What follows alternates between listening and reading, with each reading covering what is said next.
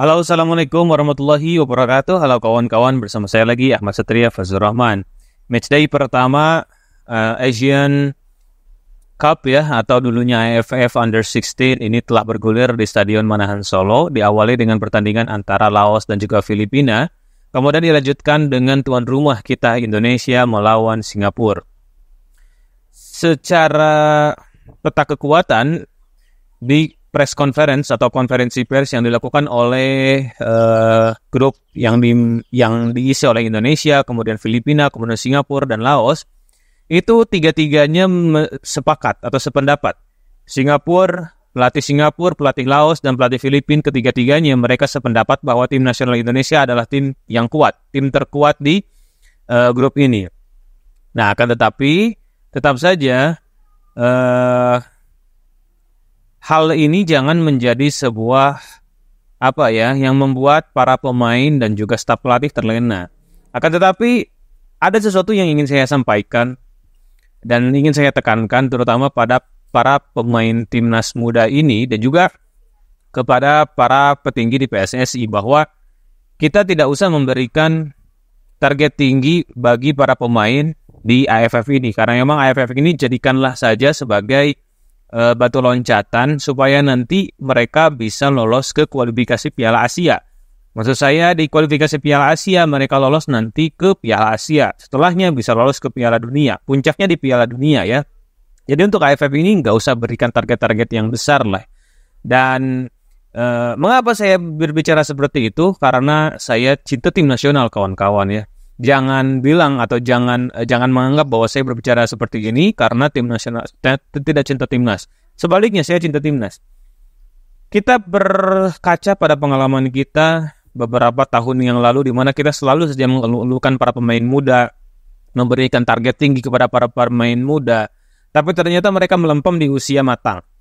Ada berapa sih pemain jebolan tim nasional U19 Evan Dimas yang sekarang berada di tim nasional senior?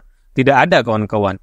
Kemudian Under 16 dulu di bawah Fahri Husaini, di timnas senior sekarang ada tidak? Hanya ada Hernando Ari dan juga hanya ada Hernando Ari kawan-kawan ya. Kemudian siapa lagi? Zaman Evan Dimas ada Dimas Derajat, masih ada Dimas Derajat.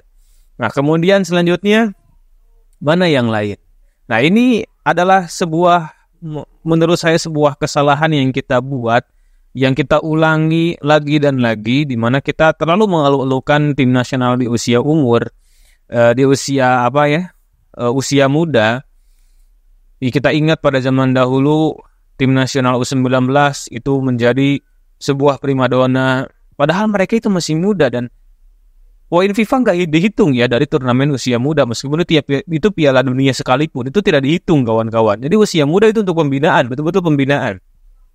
Stadion dulu penuh sesak saat tim nasional usia muda bermain. Memang ya triggernya di mana pemain usia muda menjadi primadona saat itu adalah bapoknya para pemain tim nasional senior.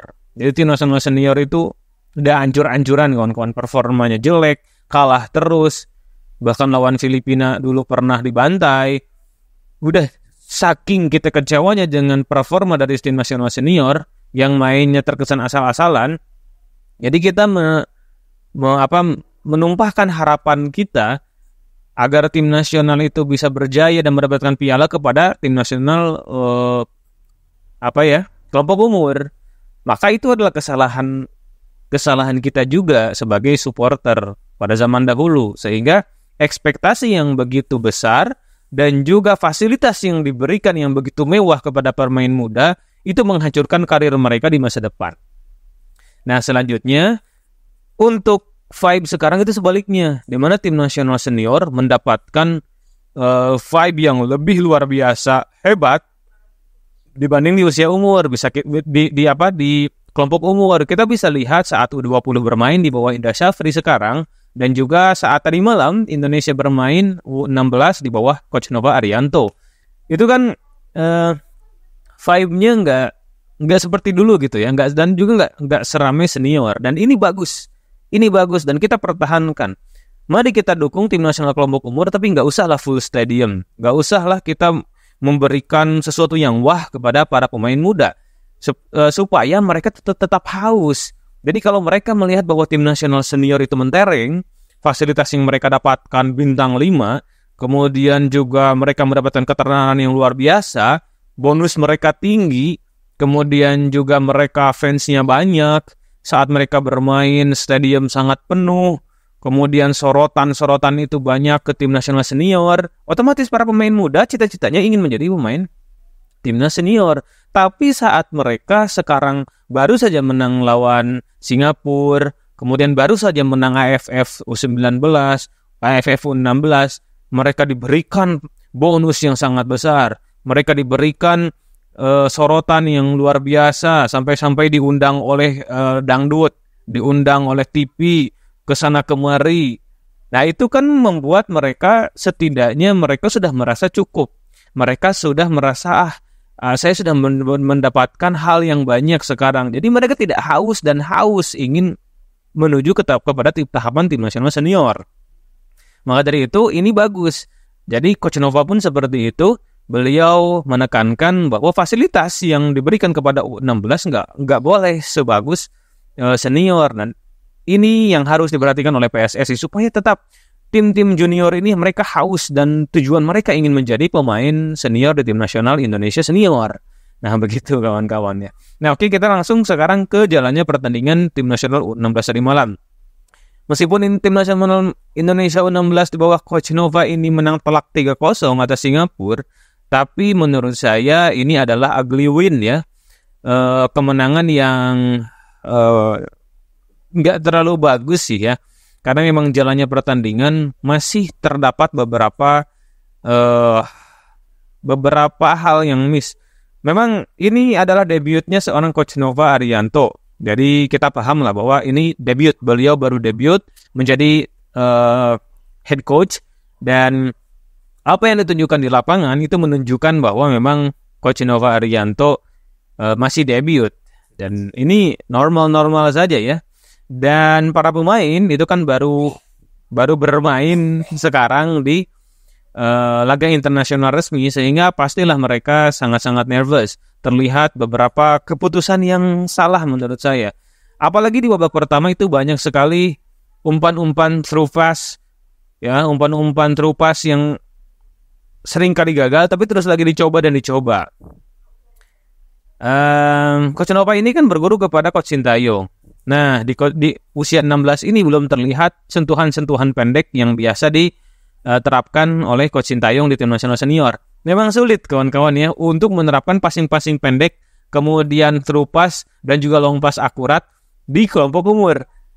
Harus kita akui ini sulit, sangat-sangat sulit kawan-kawan, karena memang tim nasional kelompok umur selain emosi mereka itu masih labil, ya masih belum dewasa dalam mengambil keputusan, mereka juga masih belum memiliki kematangan pemahaman strategi dan juga kematangan taktik dan juga kematangan teknik.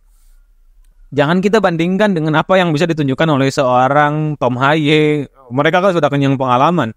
Pasti short pass mereka, kemudian long pass mereka, kemudian juga decision making mereka itu lebih baik daripada tim nasional U16. Jadi nggak bisa dibandingkan, ini nggak apple to apple. Tapi setidaknya lawan mereka adalah lawan yang seumuran. Singapura U16 yang memiliki kualitas lebih di bawah dari Indonesia. Nah, ini yang menjadi problem bagi Coach Nova Arianto. Bagaimana agar lebih mampu meracik pola permainan agar lebih indah lagi dan lebih enak untuk ditonton. Karena jujur saja tadi malam saya saat menonton tim nasional U16 itu kurang bisa menikmati pertandingan. Karena memang sepak bola itu yang dilihat itu sisi entertainmentnya. Memang ada sih beberapa momen ya tim nasional U16 ini. Salah satu passing kunci ke kiri, meskipun nggak jadi gol ya. Itu indah, saya lupa lagi siapa namanya. Kemudian salah satu lagi yang menarik adalah gol lemparan dari Fabio. Jadi tim nasional ini trademarknya kayaknya sudah lemparan jauh. Jadi di senior sudah ada Arhan, kemudian ada juga Alfred Dewangga di U23 dan juga Robi Darwis. Nah, sekarang ada lagi Fabio di U16. Jadi ini sudah menjadi sebuah trademark kayaknya ya, dan menjadi meta di tim nasional Indonesia. Dan ini bagus. Karena tim nasional Indonesia sekarang sudah tinggi-tinggi badannya. Jadi saat duel udara, ya kita sudah agak pede lah sekarang ya. Kita nggak ciut sekarang dengan tim-tim dari Asia Tengah, kemudian Asia Timur yang memiliki badan yang lebih tinggi, macam Korea, Jepang, dan sebagainya. Bahkan di Piala Asia pun kan kita saat melawan Jepang, gol yang kita sarankan adalah hasil dari lemparan Pratama Arhan. Karena Jepang memang jelek di bola atas pada saat itu. Makanya Coach Sintayong menyimpan Ilkan Bagot di depan. Nah itu ya kawan-kawan, itu dua momen yang menurut saya memorable di tadi malam. Selebihnya lagi tidak ada yang bisa saya nikmati. Jadi jujur-jujuran saja ya, belum ada yang bisa saya nikmati. Karena memang ini debutnya seorang Coach Nova Adianto dan juga debut para pemain di pertandingan internasional resmi melawan Singapura tadi malam. Di wajar-wajar saja, tetap kita berikan apresiasi setinggi-tingginya. Mudah-mudahan tim nasional ini mampu belajar dari turnamen ini. Juara itu hanya bonus ya kawan-kawan. Jadi juara itu hanya bonus. Kita tidak usah memberikan target yang terlalu tinggi kepada para pemain. Adapun jika kalah ya tidak apa-apa. Jadi kita harus memberikan target kepada para pemain itu agar mereka lolos ke Piala Dunia. Nah setelah juara AFF ini, kalau misalnya juara jangan dipanggil-panggil ke talk show. Tolong jangan dipanggil ke talk show mereka ini. Biarkan para pemain muda ini terus bermimpi dulu saja. Jangan berikan mereka fasilitas-fasilitas kemudian bonus yang besar. Begitupun dengan tim nasional U19 dan atau U20 ya sekarang ya yang sudah bermain di turnamen. Nah, adapun kalau timnas senior bolehlah sudah dipanggil ke podcast, dipanggil ke talk show. Malah menurut saya agak kurang-kurangin lah, jangan terlalu banyak. Jadi masuk ke dangdut boleh nggak untuk senior? Menurut saya boleh-boleh saja, tapi kalau kita tim nasional kita sudah lolos Piala Dunia. Jadi agar terus merasa haus akan prestasi para pemain timnas kita. Jangan sampai puas. Karena merasa puas itu sangat berbahaya kawan-kawan ya. Di pertandingan selanjutnya Indonesia akan melawan Filipina. Yang secara kekuatan itu paling lemah di tim ini ya. Karena Filipina kalah kemarin lawan Laos. Paling lemah itu menurut saya Filipina. Apalagi dengan badan-badan yang kecil. Sedangkan kita badannya besar-besar. Singapura tadi malam badannya hampir sama dengan tim nasional Indonesia, besar-besar. Makanya kita memiliki kesulitan dalam duel-duel bola udara tadi malam. Tapi kalau melawan Filipina dengan melawan Laos, bolehlah bola udara dipakai. Senjata-senjata bola udara dipakai terus beruntun saat melawan mereka. Oke, kawan-kawan, itu saja yang bisa saya sampaikan. Saya Majid Rahman. Terima kasih telah menonton channel ini. Jangan lupa untuk like, share, kemudian subscribe channel ini. Karena dengan subscription Anda sangat berarti untuk perkembangan channel ini. Kembali saya ucapkan terima kasih atas perhatiannya. Saya Majid Rahman undur diri. Assalamualaikum warahmatullahi wabarakatuh.